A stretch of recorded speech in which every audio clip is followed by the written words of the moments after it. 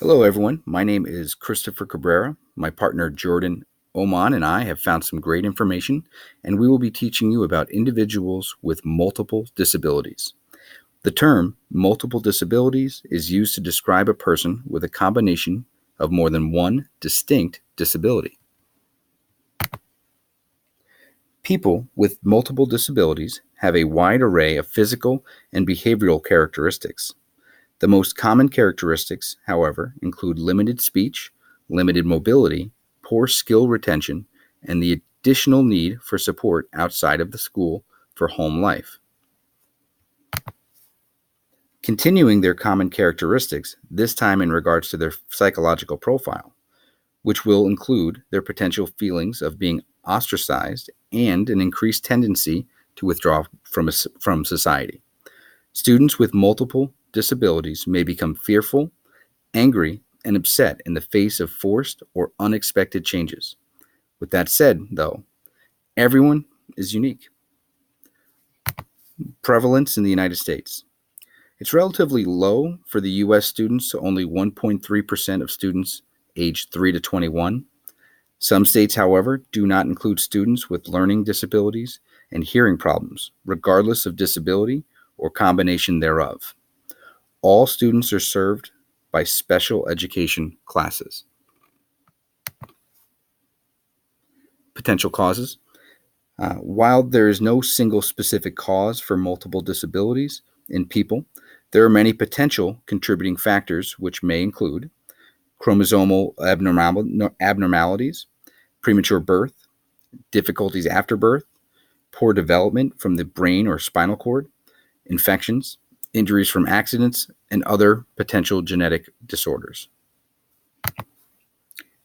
Early intervention eligibility is determined by evaluating the child with parents' consent to see if a child has a delay in development, or a disability. Eligible children can receive early intervention services from birth through their third birthday. Additional systems of support will be available after age 3.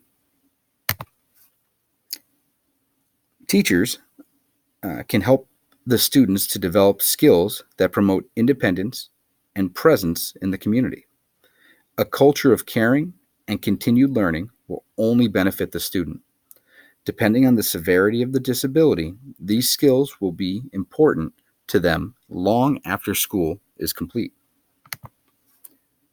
There are more options for people to live in communities of people with similar lifestyles.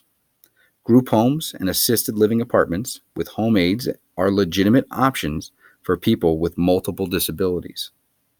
They have the opportunity to live as independently as they can. Assistive technology plays a large role in the welfare and communication needs of people with multiple disabilities. Depending on the severity, they can express themselves and communicate through communication boards, speech synthesizers, and computers with augmentative or alternative communication systems.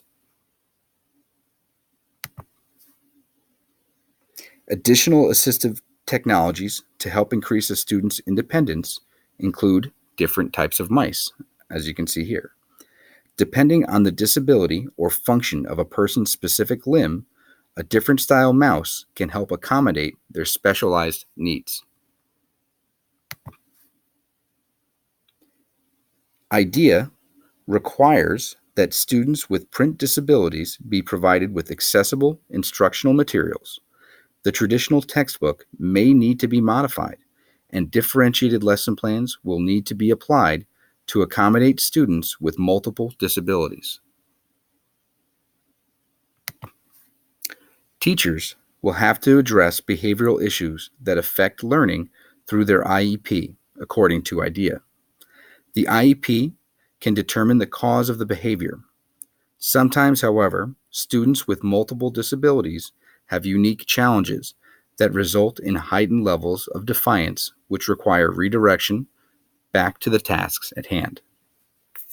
Again, every student is different and unique.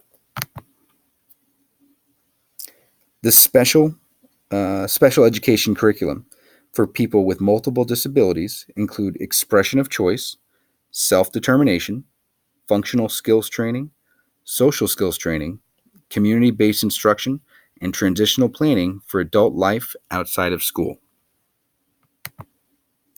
According to the National Center on Educational Restructuring and Inclusion, they recommend these 6 different inclusion-based practices, which include multi-level instruction, cooperative learning, activity-based learning, mastery learning, technology peer support.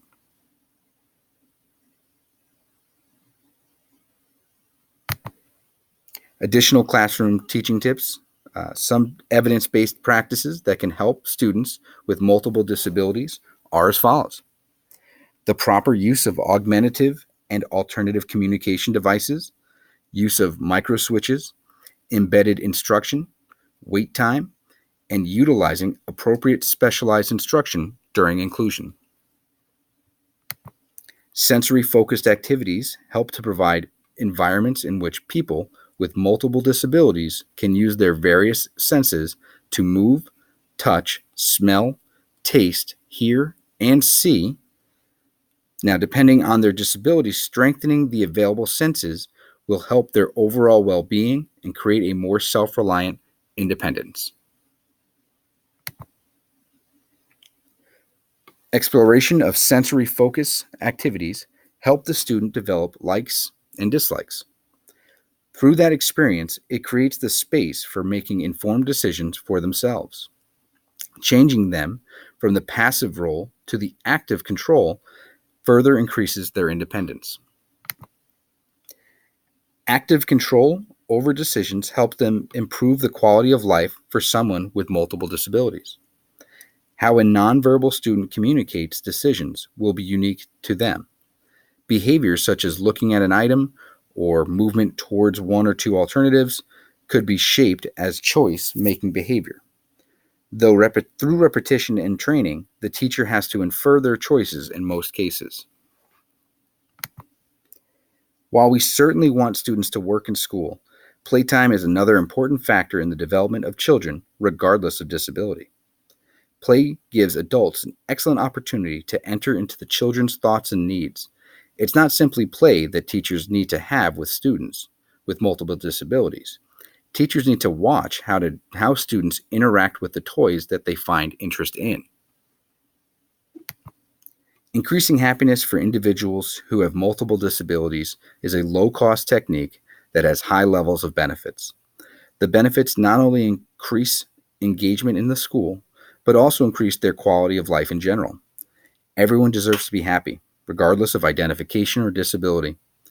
Teachers being able to determine and facilitate choices that increase potential happiness in individuals with multiple disabilities have not only helped them, but in fact created therapeutic sessions for themselves as well. Thank you. I hope you've enjoyed.